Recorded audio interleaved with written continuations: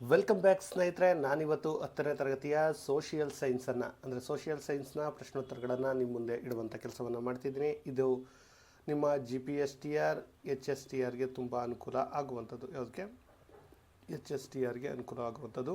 ಇದು ಟೋಟಲ್ 470ಕ್ಕೂ ಹೆಚ್ಚು ಪುಟಗಳನ್ನು ಹೊಂದಿರುವಂತಹ PDF ಆಗಿರುವಂಥದ್ದು. ಈ PDF ಅಲ್ಲಿ 6ರಿಂದ 10ನೇ ತರಗತಿಯ ಕಂಪ್ಲೀಟ್ ಚಾಪ್ಟರ್ಗಳಿದೆ, ಅವುಗಳ ಪ್ರಶ್ನೋತ್ತರಗಳನ್ನು ರೆಡಿ ಮಾಡಿ, ಅವುಗಳನ್ನು ಟೈಪ್ ಮಾಡಿ, ಅವುಗಳನ್ನು PDF ಮಾಡಿ ಇಟ್ಟಿರುವಂಥದ್ದು.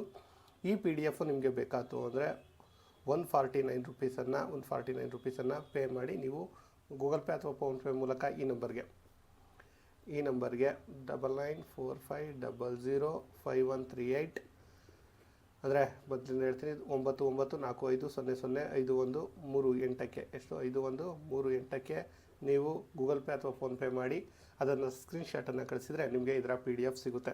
ಇದು PDF ಹೇಗಿದೆ ಅಂತ ನೀವು ಕ್ಲಾಸನ್ನು ನೋಡ್ತಾ ಇರ್ತೀರಾ, ಈಗಲೇ ಗೊತ್ತಾಗುತ್ತೆ.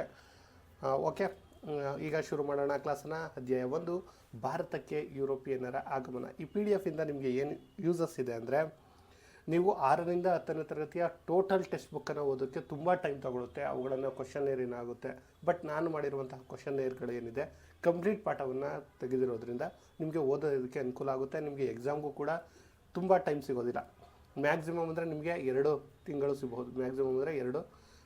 ಸಿಗ್ಬೋದು. ನೀವು 6ರಿಂದ 10ನೇ ತರಗತಿಯ ಸೋಷಿಯಲ್ ಸೈನ್ಸ್ ಓದೋಕ್ಕೆ ನಿಮ್ಗೆ 2 ತಿಂಗಳು ಬೇಕಾಗ್ಬಿಡುತ್ತೆ. ಸೊ ಆ ಕಾರಣದಿಂದ ನಾನು ಅದೆಲ್ಲವನ್ನು ರೆಡಿ ಮಾಡಿ ಇಟ್ಟಿರೋದ್ರಿಂದ, ಕಷ್ಟಪಟ್ಟು ತುಂಬ ಟೈಮ್ ತೊಗೊಂಡು ಮಾಡಿರೋದ್ರಿಂದ ನಿಮಗೆ ಜಸ್ಟ್ 3ರಿಂದ 4 ದಿನದೊಳಗಡೆ ಇದನ್ನು ಕಂಪ್ಲೀಟ್ ಮಾಡ್ಬೋದು. ಅದರಿಂದ ಇದು ಯೂಸ್ ಆಗುತ್ತೆ. ಇಫ್ ನಿಮ್ಗೆ ಏನಾದರೂ ಬೇಕು ಅಂದರೆ ಆ ನಂಬರ್ಗೆ ಫೋನ್ಪೇ ಅಥವಾ ಗೂಗಲ್ ಪೇ ಮಾಡಿ ತೆಗೆದುಕೊಳ್ಬಹುದು. ಓಕೆ, ಶುರು ಮಾಡೋಣ. ಮೊದಲ ಪ್ರಶ್ನೆ ಹೇಗಿದೆ: ಪ್ರಾಚೀನ ಕಾಲದಲ್ಲಿ ಏಷ್ಯಾದ ಸರಕುಗಳನ್ನು ಯುರೋಪಿಗೆ ತಲುಪಿಸುತ್ತಿದ್ದ ಪ್ರಮುಖ ವಿನಿಮಯ ಕೇಂದ್ರ ಅಥವಾ ನಗರ ಯಾವುದಾಗಿತ್ತು ಅಂದರೆ ಕಾನ್ಸ್ಟಾಂಟಿನೋಪಲ್. ಯಾವುದು? ಕಾನ್ಸ್ಟಾಂಟಿನೋಪಲ್. ಯುರೋಪಿನ ವ್ಯಾಪಾರದ ಹೆಬ್ಬಾಗಿಲು ಎಂದು ಯಾವುದನ್ನು ಕರೀತಿದ್ರು? ಅದೇ ನಗರ ಕಾನ್ಸ್ಟಾಂಟಿನೋಪಲ್ ನಗರವನ್ನು. ಕಾನ್ಸ್ಟಾಂಟಿನೋಪಲ್ ನಗರವನ್ನು ಆಟೋಮನ್ ಟರ್ಕರು ಯಾವ ವರ್ಷ ವಶಪಡಿಸಿಕೊಂಡಿದ್ರು ಅಂದರೆ 1453ರಲ್ಲಿ. ಎಷ್ಟರಲ್ಲಿ? 1453. ಭಾರತಕ್ಕೆ ಹೊಸ ಜಲಮಾರ್ಗವನ್ನು ಕಂಡುಹಿಡಿದ ನಾವಿಕ ಯಾರು ಅಂದರೆ ವಾಸ್ಕೋ ಡ ಗಾಮ. ಯಾರು? ವಾಸ್ಕೋ ಡ ಗಾಮ. ವಾಸ್ಕೋ ಡ ಗಾಮನು ಭಾರತದ ಯಾವ ಸ್ಥಳಕ್ಕೆ ಮೊದಲು ಭೇಟಿ ನೀಡಿದ ಅಂದರೆ ಕೇರಳದ ಕಲ್ಲಿಕೋಟೆಯ ಸಮೀಪದ ಕಾಪಾಡ್ ಎಂಬಲ್ಲಿ. ಜಲಮಾರ್ಗದ ಮೂಲಕ ವ್ಯಾಪಾರಕ್ಕಾಗಿ ಭಾರತಕ್ಕೆ ಬಂದ ಮೊದಲ ಯುರೋಪಿಯನ್ನರು ಯಾರು ಅಂದರೆ ಪೋರ್ಚುಗೀಸರು. ಯಾರು? ಪೋರ್ಚುಗೀಸರು. ಪೋರ್ಚುಗೀಸರ ನೀಲಿ ನೀರಿನ ರೀತಿ ಅಥವಾ ಬ್ಲೂ ವಾಟರ್ ಪಾಲಿಸಿಯನ್ನು ಜಾರಿಗೆ ತಂದವರು ಯಾರು? Francisco de Almeida. ಯಾರು? Francisco de Almeida. ಭಾರತದಲ್ಲಿ ಪೋರ್ಚುಗೀಸ್ ಸಾಮ್ರಾಜ್ಯದ ನಿಜವಾದ ಸ್ಥಾಪಕ ಯಾರು ಅಂದರೆ ಅಲ್ಫೆನ್ಸೋ ಡಿ ಅಲ್ಬುಕರ್ಕ್. ಯಾರು? Alphonso D Albuquerque. ನೋಡಿ, ಪೋರ್ಚುಗೀಸರಲ್ಲಿ ಬ್ಲೂ ವಾಟರ್ ಪಾಲಿಸಿ ತಂದಿದ್ದು ಫ್ರಾನ್ಸಿಸ್ಕೋ ಅಲ್ಮಿಡಾ. ಭಾರತದಲ್ಲಿ ಪೋರ್ಚುಗೀಸರ ಸಾಮ್ರಾಜ್ಯದ ನಿಜವಾದ ಸ್ಥಾಪಕ ಬಂದು ಅಲ್ಫೆನೋ ಡಿ ಅಲ್ಬುಕರ್ಕ್. ಏನು? ಅಲ್ಬುಕರ್ಕ್. ಡಚ್ ಈಸ್ಟ್ ಇಂಡಿಯಾ ಕಂಪನಿಯು ಯಾವಾಗ ಸ್ಥಾಪನೆ ಆಯಿತು? 1602ರಲ್ಲಿ. ಎಷ್ಟರಲ್ಲಿ? 1602. ಡಚ್ಚರನ್ನು ತಡೆಗಟ್ಟಿ ಕರಿಮೆಣಸಿನ ವ್ಯಾಪಾರದಲ್ಲಿ ಹಿಡಿತ ಸಾಧಿಸಿದ ವೈನಾಡು ಸಂಸ್ಥಾನದ ದೊರೆ ಯಾರು? ಮಾರ್ತಾಂಡ ವರ್ಮ. ಯಾರು? ಮಾರ್ತಾಂಡ ವರ್ಮ. ಬ್ರಿಟಿಷ್ ಈಸ್ಟ್ ಇಂಡಿಯಾ ಕಂಪನಿಗೆ ವ್ಯಾಪಾರ ಮಾಡಲು 1600ರಲ್ಲಿ ಪರವಾನಗಿ ನೀಡಿದವರು ಇಂಗ್ಲೆಂಡಿನ ಎಲಿಜಬೆತ್ ರಾಣಿ. ಯಾರು? ಇಂಗ್ಲೆಂಡ್ನ ಎಲಿಜಬೆತ್ ರಾಣಿ. ಇಂಗ್ಲಿಷರಿಗೆ ಸೂರತ್ನಲ್ಲಿ ಮೊದಲ ಫ್ಯಾಕ್ಟರಿ ತೆರೆಯಲು ಫರ್ಮಾನು ನೀಡಿದ ಮೊಘಲ್ ಸಾಮ್ರಾಟ ಯಾರು ಸ್ನೇಹಿತರೆ? ಜಹಾಂಗೀರು ಫರ್ಮಾನ್ ನೀಡಿದವನು ವ್ಯಾಪಾರಕ್ಕೋಸ್ಕರ. ಫ್ರೆಂಚ್ ಈಸ್ಟ್ ಇಂಡಿಯಾ ಕಂಪನಿ ಸ್ಥಾಪನೆಯಾಗಿದ್ದು 1664ರಲ್ಲಿ. ಫ್ರೆಂಚರು ಭಾರತದಲ್ಲಿ ಯಾವ ನಗರವನ್ನು ತಮ್ಮ ರಾಜಧಾನಿಯನ್ನಾಗಿ ಮಾಡಿಕೊಂಡ್ರು ಅಂದರೆ ಪಾಂಡಿಚೇರಿ. ಫಸ್ಟು ಫ್ರೆಂಚರ ರಾಜಧಾನಿ ಬಂದು ಪುದುಚೇರಿ ಅಥವಾ ಪಾಂಡಿಚೇರಿ. ನಿಮಗೆ ಮೊನ್ನೆ ಎಲೆಕ್ಷನ್ ಆಯಿತು, ನೀವು ನೋಡಿರಬಹುದು.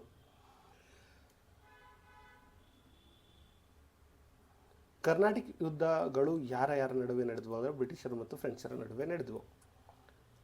ಮೊದಲ ಕರ್ನಾಟಕ ಯುದ್ಧ ಯಾವ ಒಪ್ಪಂದದೊಂದಿಗೆ ಮುಕ್ತಾಯವಾಯಿತು? ಎಕ್ಸ್ಲಾ ಚಾಪಲ್ ಒಪ್ಪಂದ. ಯಾವುದು? ಎಕ್ಸ್ಲಾ ಚಾಪಲ್ ಒಪ್ಪಂದ. ಎರಡನೇ ಕರ್ನಾಟಕ ಯುದ್ಧ ಯಾವ ಒಪ್ಪಂದದಲ್ಲಿ ಕೊನೆಗೊಂಡಿತು ಅಂದರೆ ಪಾಂಡಿಚೇರಿ. ಮೊದಲನೆಯದು ಯಾವುದು? ಎಕ್ಸ್ಲಾ ಚಾಪಲ್ ಒಪ್ಪಂದ. ಎರಡನೇದು ಪಾಂಡಿಚೇರಿ ಒಪ್ಪಂದ. ವಾಂಡಿವಾಶ್ ಕದನದಲ್ಲಿ ಫ್ರೆಂಚರನ್ನು ಸೋಲಿಸಿದ ಬ್ರಿಟಿಷ್ ಸೇನಾಧಿಕಾರಿ ಯಾರು ಅಂದರೆ ಸರ್ ಅರ್ಕ್ಯೂಟ್. ಓಕೆ. ಪ್ಲಾಸಿ ಕದನ ಯಾವ ವರ್ಷ ನಡೀತು ಅಂದರೆ 1757ರಲ್ಲಿ. ಬಕ್ಸರ್ ಕದನ 1764ರಲ್ಲಿ ಬಕ್ಸರ್ ಕದನ 1764 ನಂತರ ಬಂಗಾಳದಲ್ಲಿ ದ್ವಿಸರ್ಕಾರ ಪದ್ಧತಿಯನ್ನು ಜಾರಿಗೆ ತಂದಿದ್ದು ರಾಬರ್ಟ್ ಕ್ಲೈವ್. ಇನ್ನು ಎರಡನೇ ಚಾಪ್ಟರ್ ಬ್ರಿಟಿಷ್ ಆಳ್ವಿಕೆ ವಿಸ್ತರಣೆ. ಮೊದಲ ಆಂಗ್ಲೋ ಮರಾಠ ಯುದ್ಧದ ಒಪ್ಪಂದದೊಂದಿಗೆ ಮುಕ್ತಾಯವಾಯಿತು. ಮೊದಲ ಆಂಗ್ಲೋ ಮರಾಠ ಯುದ್ಧ ಆಗಿದ್ದು ಸಾಲ್ಬಾಯ್ ಒಪ್ಪಂದದೊಂದಿಗೆ ಅಂತ್ಯ ಆಯಿತು. ಸಹಾಯಕ ಸೇನೆ ಪದ್ಧತಿಯನ್ನು ಜಾರಿಗೆ ತಂದ ಗವರ್ನರ್ ಜನರಲ್ ಯಾರಪ್ಪ ಅಂದರೆ ಲಾರ್ಡ್ ವೆಲ್ಲೆಸ್ಲಿ. ಸಹಾಯಕ ಸೇನೆ ಪದ್ಧತಿಯನ್ನು ಯಾವ ವರ್ಷ ಜಾರಿಗೆ ತರಲಾಯಿತು? 1798. ಸಹಾಯಕ ಸೇನೆ ಪದ್ಧತಿಗೆ ಸಹಿ ಮಾಡಿದ ಮೊದಲ ದೇಶೀಯ ರಾಜ್ಯ ಯಾವುದು ಅಂದರೆ ಹೈದರಾಬಾದ್ನ ಸಂಸ್ಥಾನ. ಪೇಶ್ವೆ ಎರಡನೇ ಬಾಜಿರಾವನು ಬ್ರಿಟಿಷರೊಂದಿಗೆ ಮಾಡಿಕೊಂಡ ಒಪ್ಪಂದ ಯಾವುದು ಅಂದರೆ ಬೆಸ್ಸಿನ್ ಒಪ್ಪಂದ. ಮೂರನೇ ಆಂಗ್ಲೋ ಮರಾಠ ಯುದ್ಧದ ನಂತರ ಮರಾಠರ ಮುಖಂಡನಾಗಿ ಬ್ರಿಟಿಷರು ಯಾರನ್ನ ಪ್ರತಿಷ್ಠಾಪಿಸಿದರು? ಶಿವಾಜಿ ವಂಶದ ಪ್ರತಾಪ ಸಿಂಹನನ್ನು. 1809ರಲ್ಲಿ ಬ್ರಿಟಿಷರೊಂದಿಗೆ ನಿರಂತರ ಮೈತ್ರಿ ಒಪ್ಪಂದಕ್ಕೆ ಸಹಿ ಹಾಕಿದ ಸಿಖ್ ದೊರೆ ರಣಜಿತ್ ಸಿಂಗ್. ಪಂಜಾಬನ್ನು ಬ್ರಿಟಿಷ್ ಸಾಮ್ರಾಜ್ಯದಲ್ಲಿ ವಿಲೀನಗೊಳಿಸಿದ ಗವರ್ನರ್ ಜನರಲ್ ಯಾರು ಅಂದರೆ ಡಾಲ್ ಹೌಸಿ. ದತ್ತು ಮಕ್ಕಳಿಗೆ ಅಕ್ಕಿಲ ಡೈರೆಕ್ಟೈನ್ ಆಫ್ ಲ್ಯಾಪ್ಸಸ್ ಅಂತ ಬರುತ್ತೆ, ಅದನ್ನು ಜಾರಿಗೆ ತಂದಿದ್ದು. ನಿಮಗೆ ದತ್ತು ಮಕ್ಕಳಿಗೆ ಅಕ್ಕಿಲ ಅಂದರೆ ತಕ್ಷಣ ನೆನಪಾಗೋದು ಡಾಲ್ ಹೌಸಿ. ದತ್ತು ಮಕ್ಕಳಿಗೆ ಅಕ್ಕಿಲ ನೀತಿಯನ್ನು ಯಾವ ವರ್ಷ ಜಾರಿಗೆ ತರಲಾಯಿತು? 1848. ದತ್ತು ಮಕ್ಕಳಿಗೆ ಅಕ್ಕಿಲ ನೀತಿಗೆ ಒಳಪಟ್ಟ ಪ್ರಮುಖ ರಾಜ್ಯಗಳು ಸತಾರಾ, ಜೈಪುರ್, ಝಾನ್ಸಿ, ನಾಗಪುರ. ರಣಜಿತ್ ಸಿಂಗನಿಗೆ ರಾಜ ಎಂಬ ಪದವಿ ನೀಡಿ ಲಾಹೋರಿನ ರಾಜ್ಯಪಾಲರಾಗಿ ನೇಮಿಸಿದವರು ಯಾರು ಅಂದರೆ ಕಾಬೂಲಿನ ಜಮಾನ್ ಶಾ. ಯಾರು? ಜಮಾನ್ ಶಾ. ಬ್ರಿಟಿಷರು ಪೇಶ್ವೆ ಪದವಿಯನ್ನು ರದ್ದುಗೊಳಿಸಿ ಯಾರಿಗೆ ವಿಶ್ರಾಂತಿ ವೇತನ ನೀಡಿದರು? ಎರಡನೇ ಬಾಜಿರಾಯನಿಗೆ. 1857ರಲ್ಲಿ ಪ್ರಥಮ ಸ್ವಾತಂತ್ರ್ಯ ಸಂಗ್ರಾಮಕ್ಕೆ ಪ್ರಮುಖ ರಾಜಕೀಯ ಕಾರಣವಾದ ನೀತಿ ಯಾವುದು ಅಂದರೆ ದತ್ತು ಮಕ್ಕಳಿಗೆ ಅಕ್ಕಿಲ. ಅಂದರೆ 1757 ಪ್ರಥಮ ಸ್ವಾತಂತ್ರ್ಯ ಸಂಗ್ರಾಮ ಆಗಿದ್ದೇ ದತ್ತು ಮಕ್ಕಳಿಗೆ ಅಕ್ಕಿಲ ಎನ್ನುವಂತಹ ನೀತಿಯನ್ನು ಜಾರಿಗೆ ತಂದಿದ್ದು. ಮೊದಲ ಆಂಗ್ಲೋ ಸಿಖ್ ಯುದ್ಧದ ನಂತರ 1846ರಲ್ಲಿ ಯಾವ ಒಪ್ಪಂದಕ್ಕೆ ಸಹಿ ಹಾಕಲಾಯಿತು ಅಂದರೆ ಲಾಹೋರ್ ಒಪ್ಪಂದ. ಪಂಜಾಬಿನ ಮೇಲೆ ಬ್ರಿಟಿಷ್ ಆಳ್ವಿಕೆ ಇರುವುದನ್ನು ವಿರೋಧಿಸಿ ಮುಲ್ತಾನ್ನಲ್ಲಿ ಪ್ರತಿಭಟನೆ ನಡೆಸಿದವರು ಮೂಲರಾಜ್. ರಣಜಿತ್ ಸಿಂಗನ ಪಿರಂಗಿಗಳನ್ನು ತಯಾರಿಸಲು ಕಾರ್ಖಾನೆಯನ್ನು ಎಲ್ಲಿ ತೆರೆದ ಅಂದರೆ ಲಾಹೋರ್ನಲ್ಲಿ. ರಣಜಿತ್ ಸಿಂಗನು ಯಾವ ಸಿಖ್ ಮಿಸಲ್ ನಾಯಕನ ಮಗ ಅಂದರೆ ಸುಕರ್ ಜಾಕಿಯಾ ಮಿಸ್ಲ್. ಎರಡನೇ ಆಂಗ್ಲೋ ಮರಾಠ ಯುದ್ಧದ ಕಾಲಾವಧಿ ಯಾವುದು ಅಂದರೆ 1803ರಿಂದ 1805. ಮೂರನೇ ಆಂಗ್ಲೋ ಮರಾಠ ಯುದ್ಧದಲ್ಲಿ ಪೇಶ್ವೆಯು ಬ್ರಿಟಿಷರ ವಿರುದ್ಧ ಎಲ್ಲಿ ಸೋತನು ಅಂದರೆ ಕೋರೆಗಾಂವ್ ಮತ್ತು ಅಸ್ಟಿ ಕದನದಲ್ಲಿ. ಸ್ನೇಹಿತರೆ, ಈ ವಿಡಿಯೋ ಇಲ್ಲಿಗೆ ಸಿಂಪಲ್ ಆಗಿರುವಂಥದ್ದು. ನಿಮಗೆ ಈಗ ಒಮ್ಮೆ PDF ಅನ್ನು ತೋರಿಸ್ತೀನಿ, ಯಾಕಂದರೆ PDF ಹೇಗಿರುತ್ತೆ ಅಂತ ನೀವು ನೋಡ್ಕೊಂಡು ಬಂದುಬಿಡಿ. ನೋಡಿ, ಇಲ್ಲಿಂದ ಸ್ಟಾರ್ಟ್ ಆಗುವಂಥದ್ದು PDF 6ನೇ ತರಗತಿಯಿಂದ ಹಿಡಿದು ಹೀಗೆ ಹೇಳ್ಕೊಂಡು ಹೋದರೆ ನಾವು ನೋಡ್ಕೊಂಡು ಹೋದರೆ ನಿಮಗೆ ನೆನಪಲ್ಲಿ ಇರಬಹುದು. ನೋಡಿ, ಪ್ರತಿಯೊಂದು ಇತಿಹಾಸ ಅಂದರೆ ಹೇಗಿದೆ ಇದೆಲ್ಲವನ್ನು ನಾನು ಕ್ಲಾಸ್ ಮಾಡಿ ನಿಮಗೆ ಕ್ಲಾಸಲ್ಲಿ ಹೇಳಿದ್ದೀನಿ. ಆದರೂ ನಿಮಗೆ ಒಮ್ಮೆ ತೋರಿಸ್ತೀನಿ ಎಷ್ಟು ಇದೆ ಅಂತ PDF. ನೀವು ಕಂಪ್ಲೀಟಾಗಿ ನೋಡಬಹುದು ಎಷ್ಟಿದೆ ಅಂತ.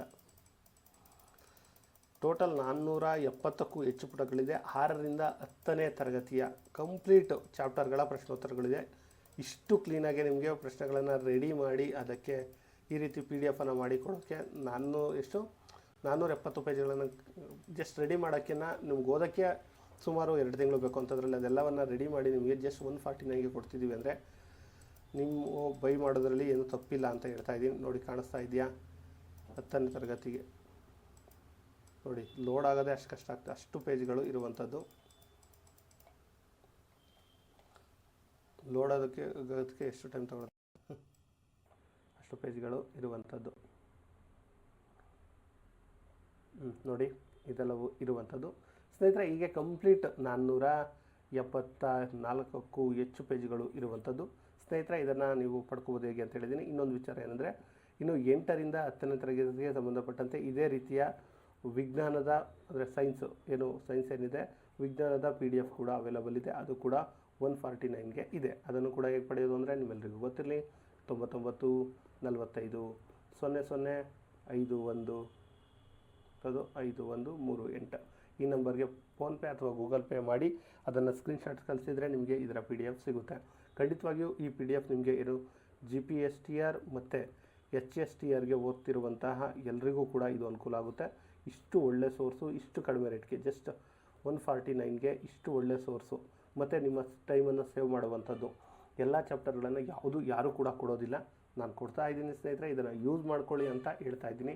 ಒಂದು ವೇಳೆ ನಿಮ್ಗೆ ಬೇಡ ಅಂದರೆ ಈ ಕ್ಲಾಸನ್ನು ನೋಡಿ ಅಲ್ಲೇ ನೋಟ್ಸನ್ನು ಮಾಡ್ಕೊಳ್ಳಿ. ಬಟ್ ಅದೆಲ್ಲವನ್ನು ಕವರ್ ಮಾಡೋಕ್ಕಾಗುತ್ತಾ 2 ತಿಂಗಳಲ್ಲಿ ಅನ್ನೋದನ್ನ ದೊಡ್ಡ ಪ್ರಶ್ನೆ ಆಗಿದೆ. ತೊಂದರೆ ಇಲ್ಲ, ಟ್ರೈ ಮಾಡ್ತೀನಿ.